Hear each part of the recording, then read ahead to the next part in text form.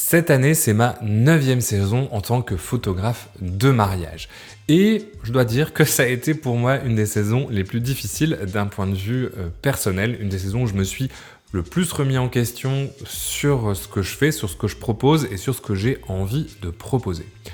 Parce que pour moi, la plus grande difficulté de la photographie de mariage, c'est que c'est un endroit où tu peux apprendre quasiment uniquement que sur le terrain. Tout le reste de l'année, tu vas penser à ton offre, tu vas réfléchir, tu vas émettre des intentions de ce que tu veux, mais finalement, tu n'as que quelques dates dans l'année où tu peux créer ce dont tu as besoin pour séduire des clients, pour développer un discours créatif et artistique.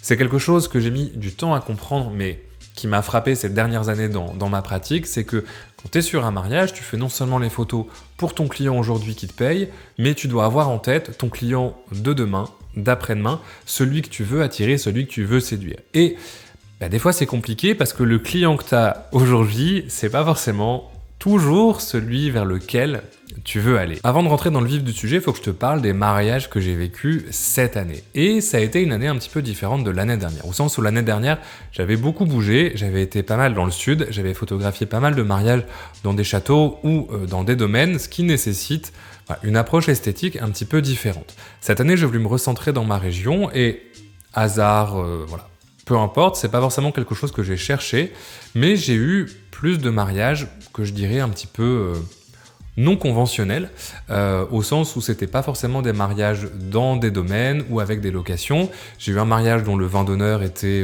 dans le jardin des mariés, qui avait un grand jardin qu'ils avaient décoré, etc. J'ai eu un mariage où le mariage se déroulait dans la cour de la mairie du village d'enfance de la mariée. J'ai eu un mariage où c'était une cérémonie tout en extérieur avec une sorte de goûter avec des jeux, etc.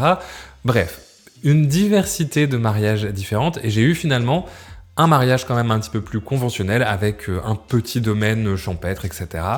Et un autre que je ne peux pas montrer qui était dans des serres. Bref, une diversité de mariages assez rare par rapport aux autres saisons que j'ai fait où c'était quand même souvent un petit peu tout le temps la même chose. Et rien que ça a constitué un défi cette année, le premier étant de conserver un style, de pas se laisser justement influencer trop par le type de mariage auquel tu es et conserver un style, une identité, une patte artistique créative. Parce que d'un côté, j'ai adoré les mariages que j'ai fait cette année d'un point de vue humain et c'est pas des choses que je veux perdre parce que je trouve que justement le côté des fois non conventionnel d'avoir des gens qui écoutent purement et simplement leurs envies, qui vont faire des trucs qui sont pas forcément dans la norme mais qui leur ressemblent, c'est quelque chose que je trouve génial et je trouve que s'il y a une journée dans ta vie où tu peux dépenser de l'argent pour te faire kiffer et faire exactement ce que tu veux, c'est bien le jour de ton mariage.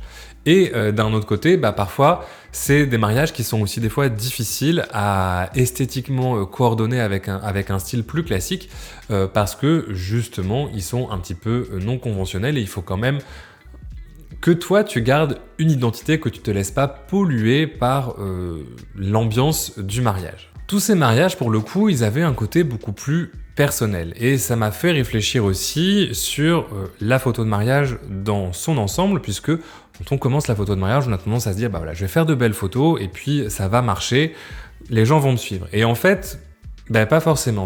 Ça m'a ouvert un peu les yeux sur ce qui étaient les composantes importantes à avoir pour moi dans un reportage de mariage, et je pense que petit à petit, j'ai tendance à m'éloigner un petit peu des photos purement instagrammables ou trop mises en scène. Ce que je veux proposer, c'est que les gens y vivent leur mariage.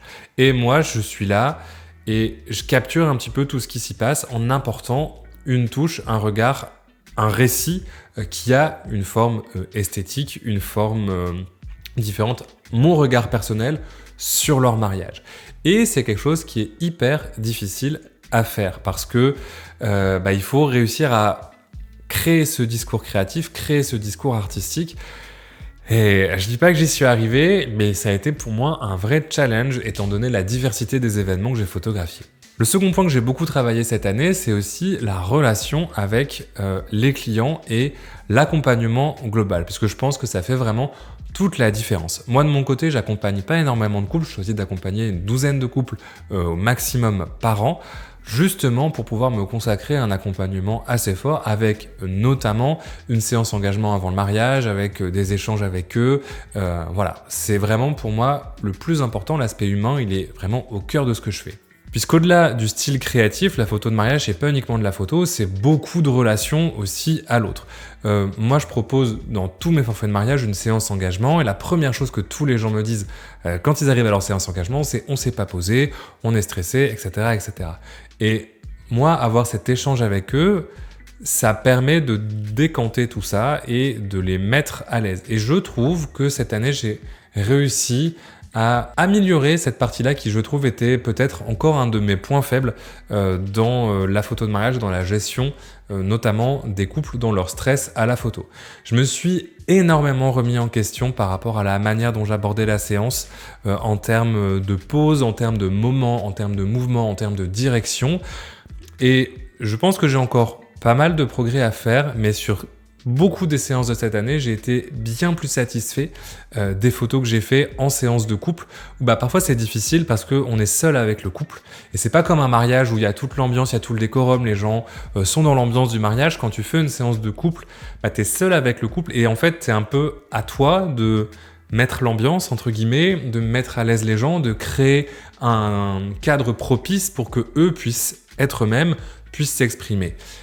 J'ai encore parfois du mal à le faire, c'est pas encore parfait, mais j'y arrive, et franchement c'est une de mes plus grandes fiertés de cette année, parce que je trouve que ça s'en ressent vraiment dans les photos, et au-delà de la qualité technique des photos, de ton matériel, etc., c'est vraiment ça qui va faire la différence sur une séance photo, puisque c'est vraiment là, c'est quand tu arrives vraiment à mettre le couple à l'aise, qu'ils se sentent en confiance avec toi, qu'ils vont pouvoir exprimer des choses et que toi, tu vas pouvoir simplement les capturer. Ça facilite ton travail, eux, ils passent un bon moment, et à la fin, tout le monde est content puisqu'il y a des magnifiques images.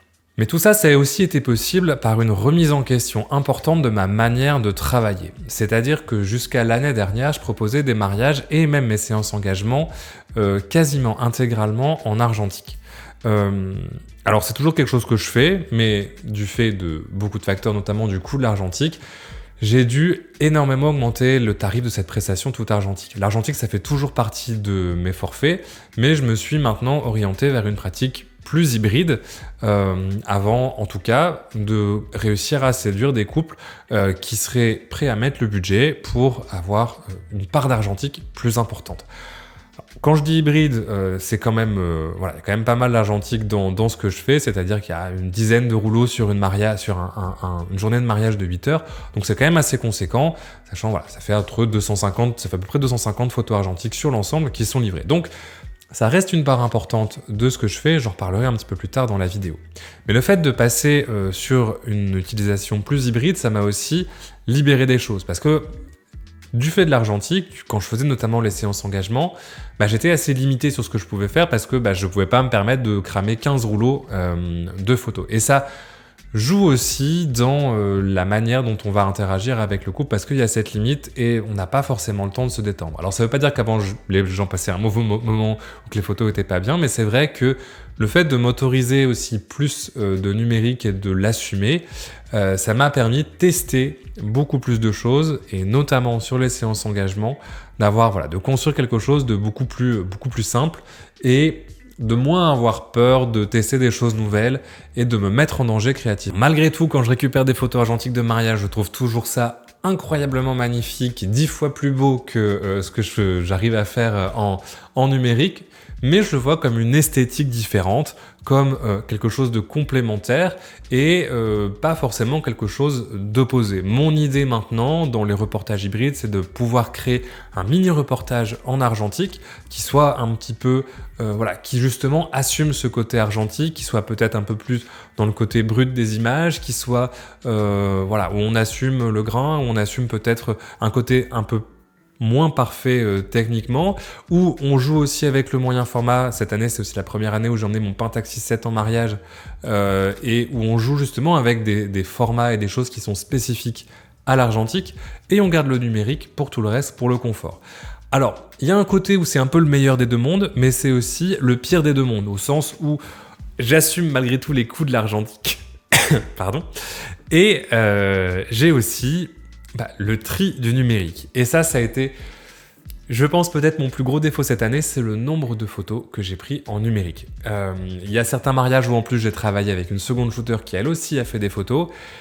Et je trouve que cette année, j'ai passé trop de temps à retoucher des images, j'ai pris trop de photos en numérique et parfois je pense avoir livré trop de photos dans mes galeries en ligne.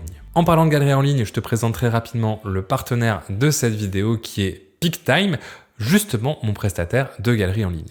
PicTime, c'est un service de livraison de photos par galerie en ligne qui est hyper complet, que j'utilise moi-même depuis quasiment mes débuts en photographie.